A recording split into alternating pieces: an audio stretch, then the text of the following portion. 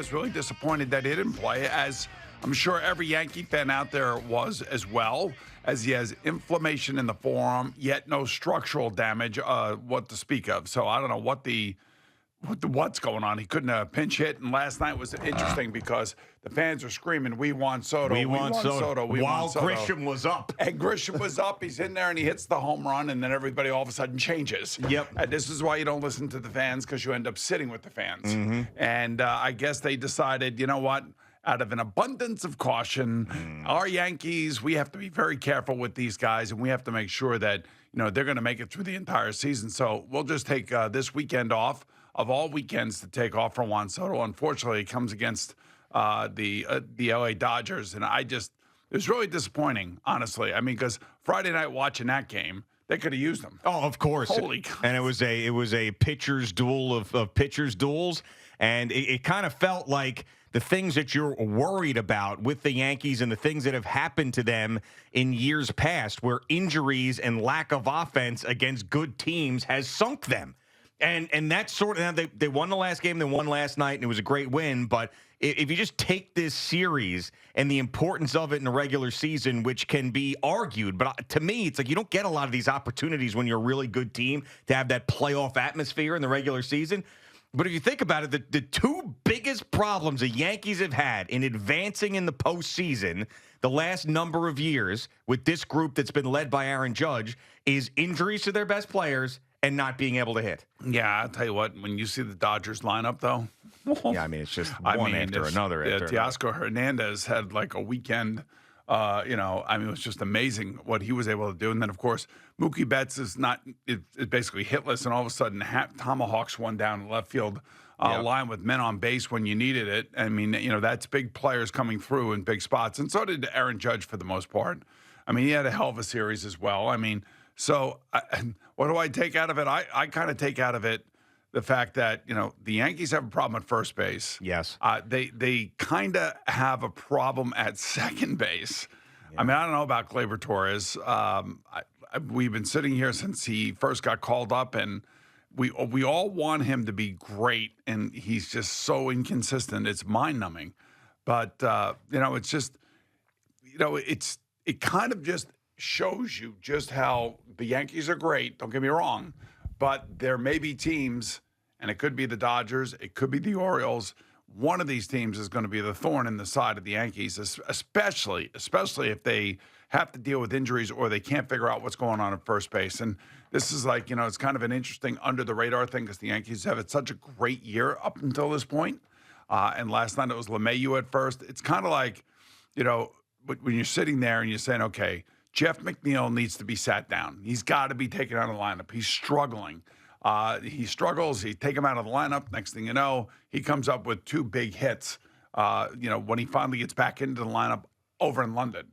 So that's kind of like there are problems for the Yankees. The other problem, too, is I would worry. During the season, it's okay, but in a short series or in a series that they're going to ultimately be in, is Nestor Cortez going to be in the starting lineup? Yeah, is he going to be someone that you can count on in a Game 3 in a playoff series, whereas, when he first burst onto the scene, you felt more confident about him than just about anybody outside of Garrett Cole. So, yeah, that is a concern. Now, just talk about first base for a second.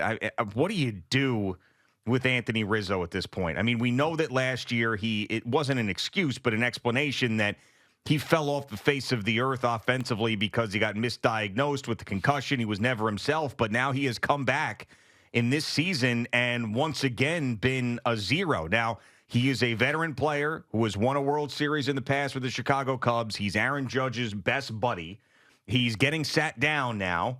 DJ LeMahieu playing first base last night. Now, he has not been great since coming back from his injury, but you hope that he rounds into shape and is that thorn in the side of pitchers and working at bats and getting hits and the stuff that we saw early on. But Rizzo is a complicated guy because it's not he would just, if he's not playing, if he's not a first baseman or a DH, he is just occupying a roster spot for no reason. It's the Yankees have 46 wins, and we're kind of like on the edges here, talking about different players, and throughout the season, players are going to have their ups and their downs, and some are going to be a little bit longer than others. Jeff McNeil is example number one of that. I guess you could say Pete Alonso and Francisco Lindor have been on that list as well. But, this has to be of significant concern for Aaron Boone and Brian Cashman. I mean, this guy is supposed to be, the left-hand hitting power hitter that should have 35 home runs in Yankee Stadium.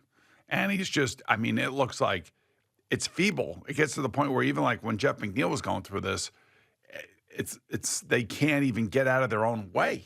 And that's the frustrating part for the guys that, have paid him and want him to be in the middle of that lineup. And there shouldn't be that much pressure on him, given the fact of the other guys in the lineup around him.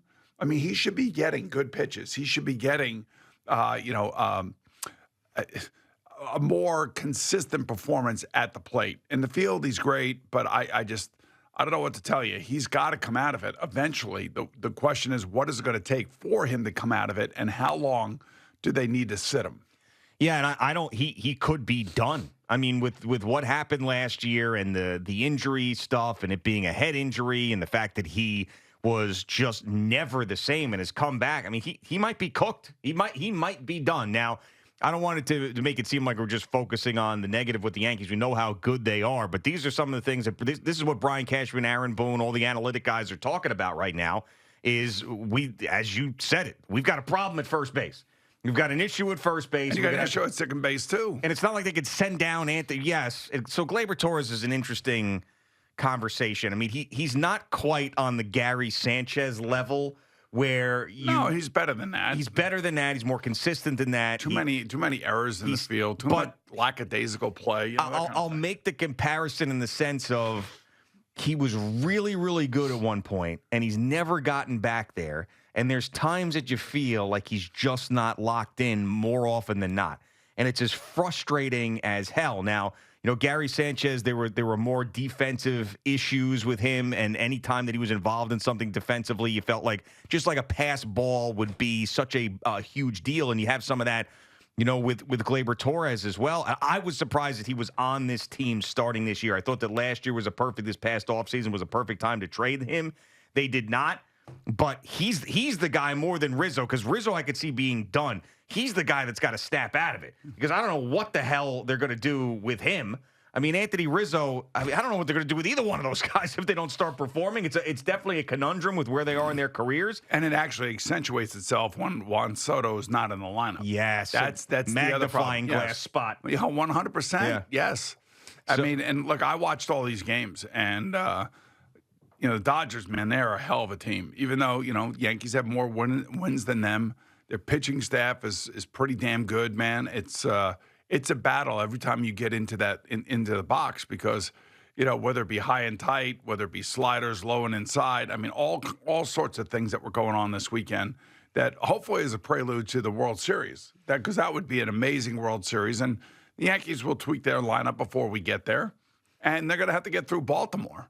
Yes, they will, and it is unfortunate too that Juan Soto may play tonight against the Kansas City Royals and didn't play at all against the Dodgers. And I want to know how this works out. Where, all right, he has this forearm situation. There's a rain delay. Decides to not go out there. They get it checked out. There's no structural damage.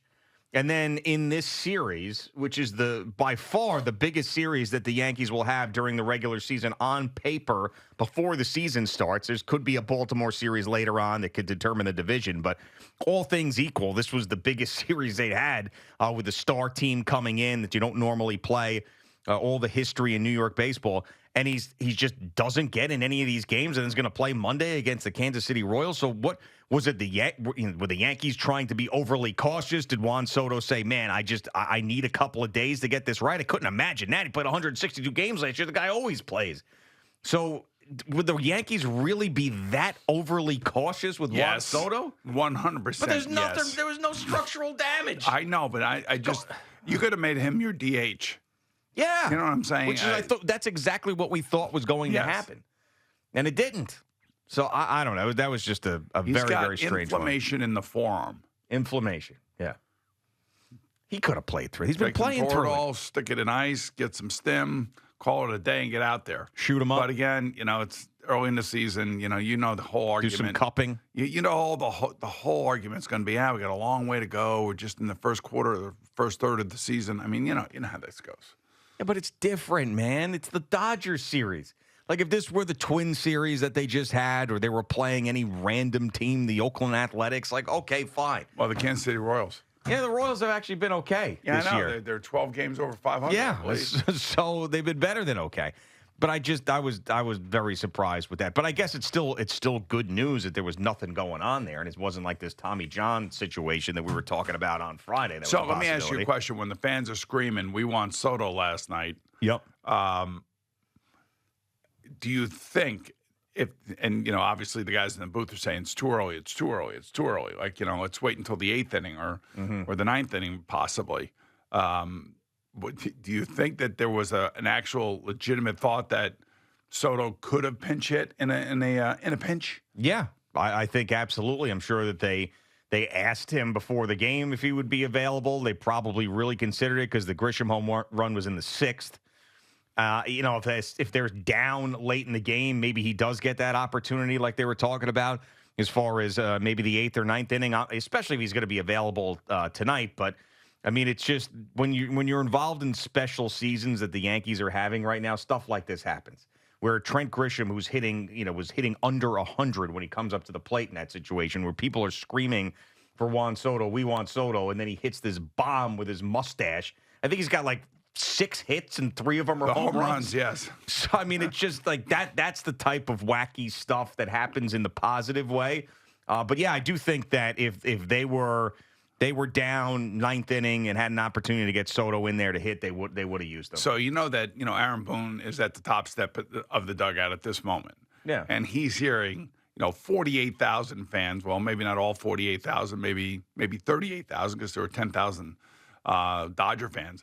Maybe 38,000 fans. He heard all of it. And when Grisham hits that home run, how do you think he feels at that moment? Oh, I'm sure that he is filled with pride and happiness and saying, "Oh, look what I did." And by the way, he was getting crushed because Grisham was hitting 5th. They're like, "How the hell do you put this guy 5th last night?" And then he ends up doing this. So he was basking in the glow. Now, for all the decisions that managers make that they get just absolutely roasted for. Yeah, they don't never get credit for the ones good ones that happen. Like here, he could have pinch hit Juan Soto at this moment, and all the managers in the stands all wanted that to happen. Well, and now this happens, and it turns out that Aaron Boone did the right thing or made the right choice because the player that he believed in actually came through. That's right. And sometimes it's not about the results, Boomer. It's about the process. And this time, what? That's what they always say. It's not about the results. It's about the process. What are you talking about? That's what every person in sports in like analytics now will talk about that. Mike Tannenbaum it's about the It's about the process. Yeah, that's Mike Tannenbaum. And not the results. So what we decided, the process, we put him in the best situation. If it doesn't work out, it doesn't work out. But we're happy with our decision because we went through our process. That's what Aaron Boone probably would have said. I see. Okay, so that's probably what he would have said. So he was processing the whole decision. The process. Yeah, I think it was process. Nobody processed more than Mike Tannenbaum. Yeah, him and Sam Hinkie were the 2 process guys. Sam Hinkie was the more famous process guy. He was the trust the process guy with the Philadelphia 76ers. Yes. And Joel Embiid's nickname is actually the process because of that. Mm-hmm. But yeah, but it ended up working out. So yeah, I'm sure there was a wry smile on Aaron Boone's face, and they not that they needed this win because it would have been fine either way, but it would have been really disappointing for them to go into this big series, get swept, and Juan Soto not play any one of those games. It was kind of like the Mets over in London. If they don't come back and win this game. Yeah, on the most unbelievable of plays. Yeah, where they're in the midst of blowing another one. I mean, there wasn't a person in America who has paid attention to that Mets game that thought that they were going to win that game in that situation. To have a double play on a broken bat, force out at home, is just insane. So yeah, and it was good, and that I'm sure Jerry has it, but the English call, the guy with the British accent who made the call on it was fun to watch. So in a season of complete cesspool the Mets had a nice little I moment. mean, they are 3 games out of a wild card. Yeah, well, okay. No? Nah. Nah. Nah. Nah. I don't think so. I mean, I was looking back when they traded David Robertson. I wrote this down in my notes section. You actually wrote it down in your notes section of your phone? I did because I wanted to make a point. Okay. Because they weren't completely out of it when they made when they traded David Robertson away. That basically was the white flag last year. Yeah, yes. So they were, let's see, they were 6 games under 500, which is better than where they are now. And they were 7 games out of the second wild card. And that's when they waved the white flag last year. Well, they're 3 games out now. Sure, but I mean, they're at the bottom. Would they have made that trade last year if they were 5 games out, 6 games out? Was 7 the number? I still think that they would have to be in a playoff spot to not sell at the deadline. I think that they're 2 or 3 games out. We're not good enough. What the hell are we doing here? We got to rebuild this team. And even if we snuck into the playoffs, we get our asses kicked anyway. Little magic. Little Mets magic. Little Mets magic. I mean, it's what you got to hope for. It's happened before, I suppose. Hey, the owner's not giving up yet. Oh, no, he's not giving up. Now that he's back involved in the Mets after sitting and watching every one of the Knicks games courtside. And he said, did you hear him say that the food in London is better than the food in New York? He actually said that in a press conference. I didn't hear that. He said that the food here is actually better than New York. Really? Does he mean at the stadium or does he mean at the... No. I have to say this. I've been to London before. The food is average. Yeah, I mean, some people say it's horrible. And then someone asked him to give him an example. Jerry will probably have this. Give him an example of his favorite thing that he ate. And he said it was a sausage at the halfway house of whatever golf course he played that he wrapped in white bread and put mustard on. That was his London's food is better than New York. I wonder if it was a Johnsonville brat. Probably not. No, I don't think so. I don't think they had. Do they have Johnsonville over there? Who knows? But that's what he said. All right, so he loved the sausage. He loved the sausage over there. Okay, great. Wrapped in a piece of white bread. Mustard. This man's a billionaire. He's a multi-billionaire. Yeah. He can eat anything he wants. And he's wrapping sausages in white bread and dipping it in mustard and saying, this food's tremendous. I could come up with 50 restaurants here just in the lower New York City area that are probably better than every restaurant in London. Yeah, I think that you're not alone in saying that. So that's why it was shocking and it made some news yesterday.